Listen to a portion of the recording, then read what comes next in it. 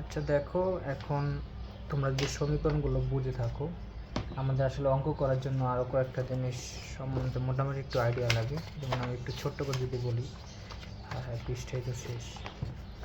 যেমন দেখো,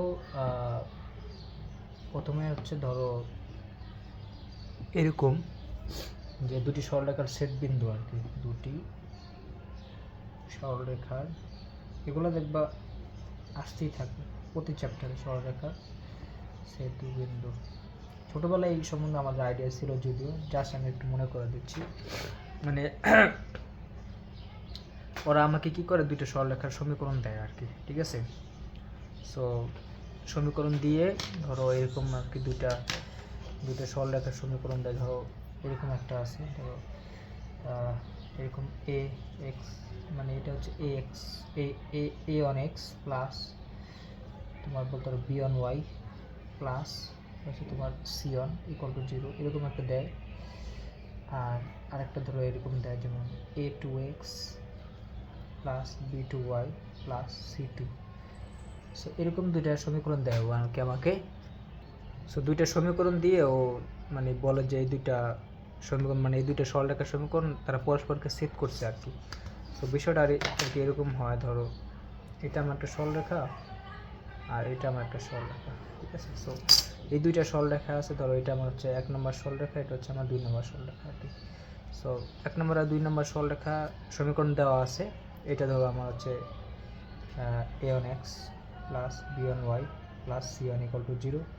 আর এটা ধরো আমার A two X plus B two Y plus C two equal to 0, এরকম। এটা হচ্ছে আমার এইটা সমীকরণ আর কি, ঠিক আছে। সো এরকম যদি হয়, এখন দেখো আমার এই তোমার 1 নং সমীকরণ আর হচ্ছে 2 নং সমীকরণ কিন্তু আমার পরস্পর একটা বিন্দু সেট করে, যে বিন্দুটাকে আমরা বলা হচ্ছে ছেদ বিন্দু আর কি, ঠিক আছে।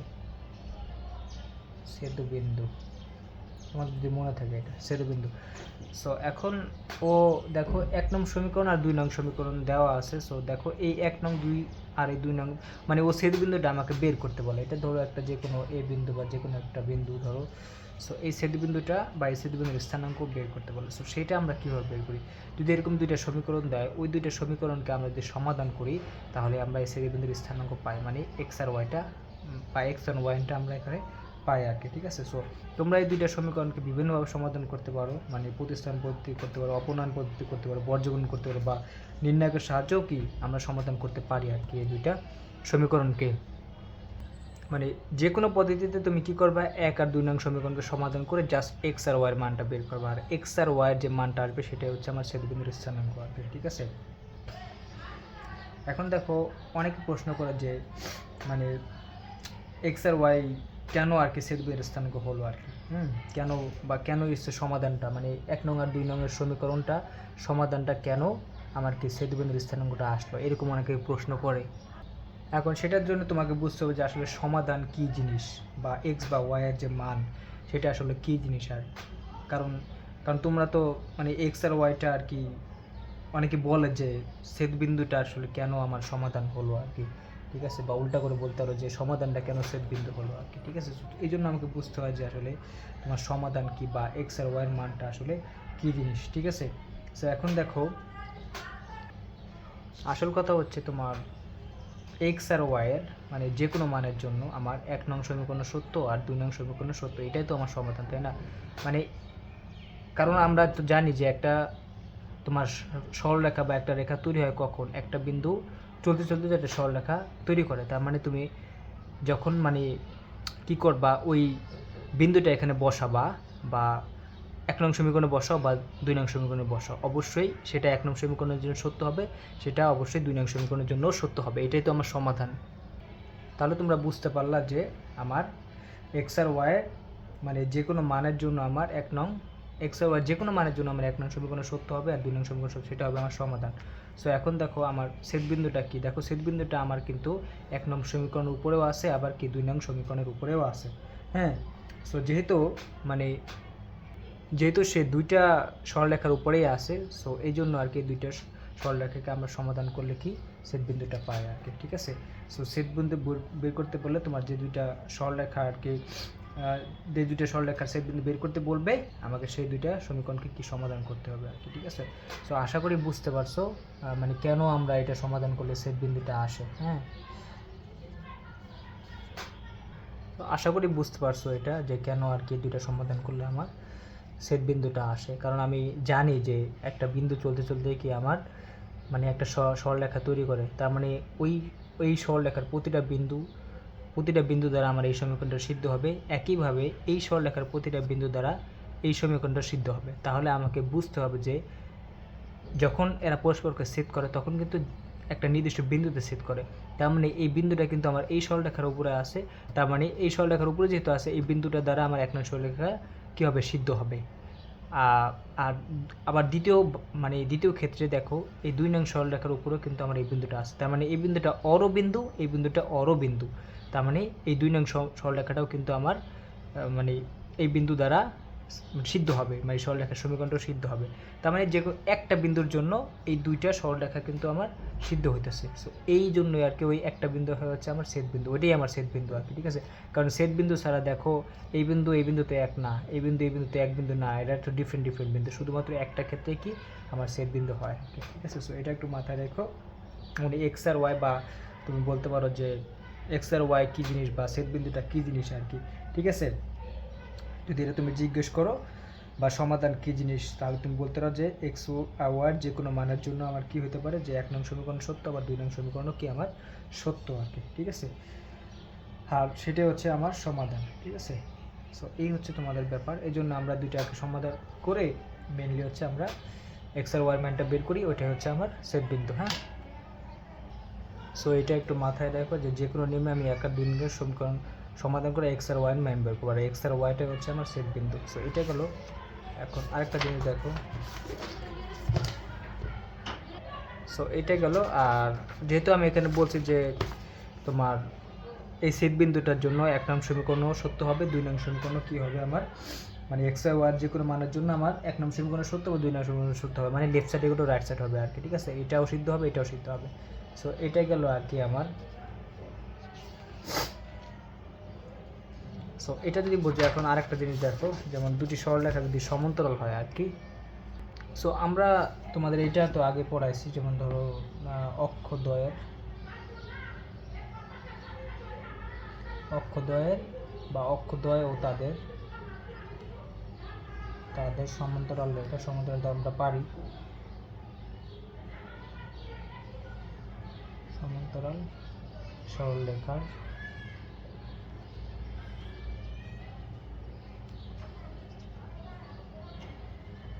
সমীকরণ। এটা আমরা দেখো এরকম দেখছিলাম যে এটা হচ্ছে আমার এক্স এক্স প্রাইম ছিল, এটা কি ছিল ওয়াই ওয়াই প্রাইম।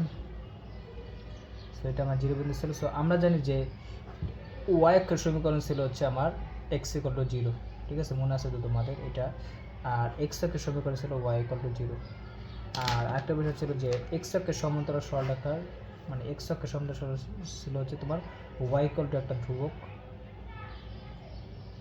তোমাদের মনে থাকে। আর ওয়াই অক্ষের সমান্তরাল ছিল হচ্ছে তোমার এক্স ইকুয়াল টু একটা ধ্রুবক, ঠিক আছে, এরকম ছিল, মানে উল্টা। সো এটা তোমরা জানো। এরপরে যদি দেখো এরকম হয় যে দুইটা সরলরেখা পরস্পর সমান্তরাল হয়, এখন ঝামেলা হচ্ছে। আচ্ছা, এখানে একটু দেখায়, দুটি সরলরেখা পরস্পর সমান্তরাল হলে তাহলে আমরা এটাও তোমরা ছোটোবেলা পড়ছি যে দুটি সরলরেখা যদি পরস্পর সমান্তরাল হয়,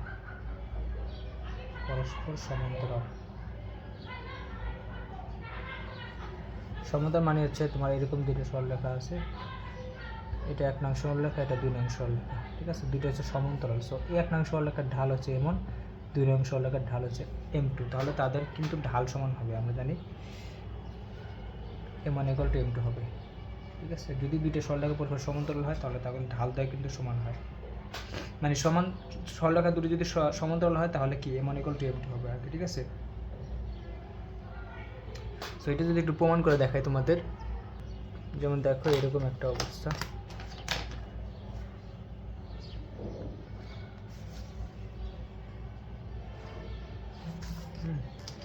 ছোট করে রাখতেছি কারণ খাতাও শেষ। জিরো বিন্দু। সো দেখো এখানে আমার দুইটা সরলরেখা হচ্ছে সমান্তরাল,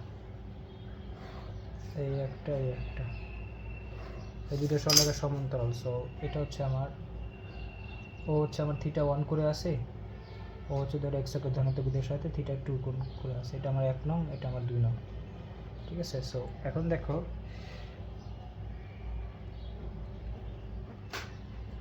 এখন আমার কথা হচ্ছে, দেখো এখানে 1 নং আর 2 নং সরলরেখা কিন্তু সমান্তরাল, আর এই এক্স অক্ষটা কিন্তু এদের ছেদক। হ্যাঁ, তার মানে একই পাশের কোণগুলো কি হয়, অনুরূপ কোণ হয়। তাহলে অনুরূপ কোণ কিন্তু সমান হয়। দেখো এটার ঢাল যদি আমি ধরি m1, এটার ঢাল ধরে m2 আর কি, ঠিক আছে। সো দেখো ওর ঢাল হচ্ছে, তুমি বলতে পারো যে m1 = tan θ1, এটা হচ্ছে m2 = tan θ2, ঠিক আছে। এরকম আসে, কিন্তু কথা হচ্ছে ওরা যেহেতু সমান্তরাল আর এক্স অক্ষ হচ্ছে এদের ছেদক, তাহলে এদের একই পাশে কোণগুলো হচ্ছে আমার কি অনুরূপ কোণ। তাহলে যেহেতু সমান্তরাল, যেহেতু 1 সমান্তরাল 2, মানে 1 নং আর 2 নং সমান্তরাল, হ্যাঁ, সুতরাং তুমি বলতে পারো যে θ1 = θ2, কারণ অনুরূপ কোণ আর কি। তাহলে এখানে ওই পাশে 10 নিয়ে আসি, দেখো tan θ1 = tan θ2, ওই পাশে 10 নিয়ে আসছি, তাহলে tan θ1 মানে m1 = m2, এটা তো ঢাল।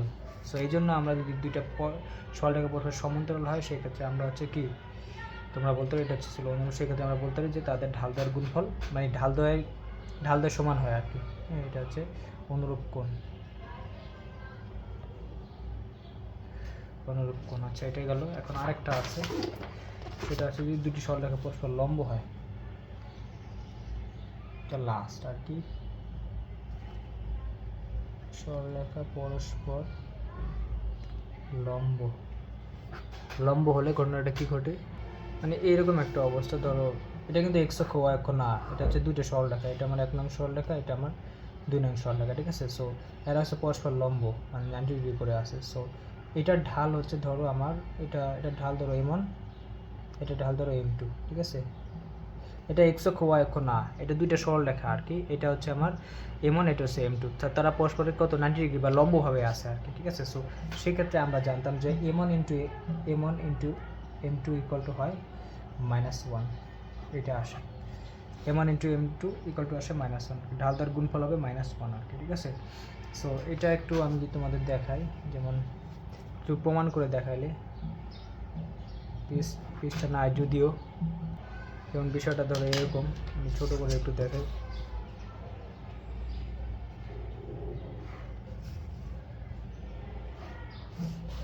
সো ধরো এখানে একটা আছে এরকম সরলরেখা, এটা 1 নং সরলরেখা, আর এখানে একটা আছে ধরো এরকম, এটা হচ্ছে আমার 2 নং সরলরেখা। হ্যাঁ, এটা আমার 2 নং সরলরেখা, এটা 1 নং, এটা 2 নং, ঠিক আছে। তারা হচ্ছে পরস্পর হচ্ছে তোমার লম্বভাবে আছে আর কি। এই কোণটা হচ্ছে আমার 90 ডিগ্রি, হ্যাঁ, 90 ডিগ্রি কোণ করে আসছে। এখন দেখো ও হচ্ছে আমার এক্স অক্ষের ধনাত্মক দিকের সাথে θ1 কোণ করে আছে, θ1, আর ও আছে হচ্ছে θ2 করে, এটা হচ্ছে এক্স অক্ষের ধনাত্মক দিক। তোমরা তো কোণ হিসাব করতে জানো, হ্যাঁ। সো এখন দেখো ওর ঢাল আমি ধরছি m1, আর ওর ঢাল হচ্ছে m2, ঠিক আছে। সো তুমি বলতে m1 = tan θ1, আর m2 = মানে এটার জন্য হবে m2 = tan θ2, এগুলো আমরা জানি আর কি, ঠিক আছে। এখন দেখো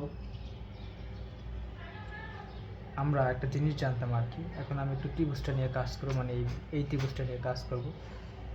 সো দেখো বিষয়টা কি হয়। এখন আমি বললাম কি যে আমরা একটা জিনিস জানতাম, দেখো যে তোমার যখন একটা ত্রিভুজের মানে একটা বাহুকে বর্ধিত করা হয়, মানে এরকম, ধরো এটা একটা ত্রিভুজ আছে, কি একটা অবস্থা, তাহলে এটা একটা ত্রিভুজ আছে। সো একটা ত্রিভুজের মানে যে কোনো একটা বাহুকে যদি বর্ধিত করা হয়, মানে এই যে বর্ধিত করলাম আর কি, এই বাহুটাকে বর্ধিত করলাম। সো দেখো যদি যে কোনো একটা মানে বাহুকে আমরা কি করি, বর্ধিত করা হলে যে বহিস্থ কোণটা উৎপন্ন হয়, মানে এই বাইরের যে কোণটা, এই বাইরের কোণটা, দেখো এই ভেতরের কোণ কিন্তু এইটা আর এটাও আছে আর কি, এটা আমরা ধরলাম না। সো আমি বলতেছি যে একটা ত্রিভুজের যে কোনো বাহুকে যদি বর্ধিত হয়, তাহলে যে বহিস্থ যে কোণটা আছে বা বাইরের যে কোণটা হয়, মানে উৎপন্ন হয়, সেটা হচ্ছে অন্তস্থ দূরবর্তী কোণ। দেখো অন্তস্থ দূরবর্তী কোণ দেওয়া হচ্ছে, এটা দূরবর্তী কোণ, এটা দূরবর্তী কোণ, এটা হচ্ছে কিন্তু কাছের কোণ। আমরা জানি যে এই বহিস্থ কোণটা হবে অন্তস্থ দূরবর্তী কোণ দ্বয়ের মানে সমষ্টির সমান আর কি, ঠিক আছে। তাহলে এই কোণটা হবে হচ্ছে এই কোণটার যোগফল আর এই কোণটার যোগফল, এটা কিন্তু আমরা জানি। হ্যাঁ, সো বুঝতে পারছো তো, একটা ত্রিভুজের যে কোনো বাহুকে, বা তুমি যদি এটাকে বর্ধিত করতে, এটাকে বর্ধিত করলে এই বাইরে কোণটা হয়তো এটার যোগফল আর কি, ঠিক আছে। সো আমরা হচ্ছে এরকম জানতাম। সো এই জন্য আমরা কি করি দেখো, তার মানে এইটা যদি দেওয়া হয় তাহলে এই কোণটা হবে এই দুইটার যোগফল। তাহলে দেখো এই যে θ2 হবে হচ্ছে এইটা আর এটার যোগফল আর কি, ঠিক আছে। সো আমরা বলতে পারি, যেহেতু তোমরা এই জিনিসটা জানো, সো এরকম বলতে পারি দেখো, সো এরকম বলতে পারি দেখো, আমরা জানি যে এখানে বলতে পারি θ2 ইকুয়াল টু হচ্ছে অন্তত দূরবর্তী কোণ কোনটা দেখো, এই একটা আর এই একটা, তার মানে হচ্ছে তুমি বলতে পারো 90 প্লাস θ1, ঠিক আছে। মানে এই কোণ এটা হচ্ছে আমার বহিস্থ দূরবর্তী কোণ আর কি, ঠিক আছে। সো আমি কী করলাম, 10 নিয়ে আসলাম, তাহলে আসা হচ্ছে এখানে 10 θ2 ইকুয়াল টু আসা হচ্ছে তোমার 10, ওই পাশে 10 নিয়ে আসছি, 90 প্লাস θ1, ঠিক আছে। সো 90 প্লাস θ1 দেখো সেকেন্ড পয়েন্টে মানে মাইনাস আসবে, যেমন এখানে আসছে হচ্ছে আমার 10 θ2 ইকুয়াল টু দেখো 90 মানে 90 প্লাস θ1, দেখো এটা হচ্ছে সেকেন্ড কোয়াড্রেন্টে, মানে সেকেন্ড কোয়াড্রেন্টে কি 10 কিন্তু নেগেটিভ, ঠিক আছে, এটা আমরা জানি। সো এই জন্য আর কি আমার দেখো কী আসে, তাহলে আসে আর এইটা চেঞ্জ হয়ে যাবে, সেখানে হচ্ছে মাইনাস কট থিটা আর কি, 10 কারণ 90-র জন্য তোমার এইটা চেঞ্জ হয়ে যাবে, 10 থেকে কট হয়ে যাবে মাইনাস কট θ1, এরকম আসে। সো এই হচ্ছে তোমাদের অবস্থা। তাহলে দেখো আমি কট থিটাকে আবার লিখতে পারি যে 1/10 থিটা, তাহলে 10 θ2 ইকুয়াল টু এখানে লেখা যায় মাইনাসের 1/10 θ1, এরকম আসে মাইনাসের 1/10 θ1। সো এখন দেখো আমার 10টাকে এই পাশে নিয়ে আসি, আর তো জায়গা নেই, দেখো এখানে করি, আমি কি করলাম এই, তাহলে আসে 10 θ1 ইন্টু 10 θ2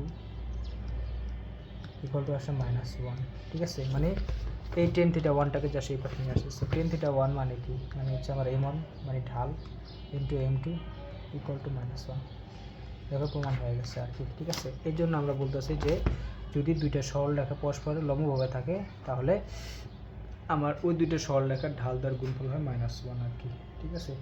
সো এটা একটু মাথায় রেখো। সো এই টুকটাক জিনিসগুলা যদি জানো তাহলে আমার হয়ে যায় আর কি, ঠিক আছে। সো এই হচ্ছে অবস্থা, মানে আমরা এখানে পি কিউ আর হ্যাঁ এই ত্রিভুজ নিয়ে কাজ করছি। এই ত্রিভুজের একটা বাহুকে বর্ধিত হলে যেই বহিস্থ কোণটা আসে এটা হয় অন্তস্থ দূরবর্তী কোণদের সমষ্টির সমান, ঠিক আছে। সো এই হচ্ছে তোমাদের ব্যাপার, এই ত্রিভুজ নিয়ে কাজ করছি। তো আশা করি বুঝতে পারছো। এটাও যদিও সমকোণী ত্রিভুজ, তবে এটা নিয়ে আমরা মাথা ঘামাই নেই, জাস্ট করে ফেলছি। সো এই হচ্ছে তোমাদের ব্যাপার। আচ্ছা এখন কথা হচ্ছে, যদি তোমাদের আরও কিছু দেখানো লাগে আমি ম্যাথ করার সময় দেখা দেবো। সো এটা আশা করি বুঝতে পারছো।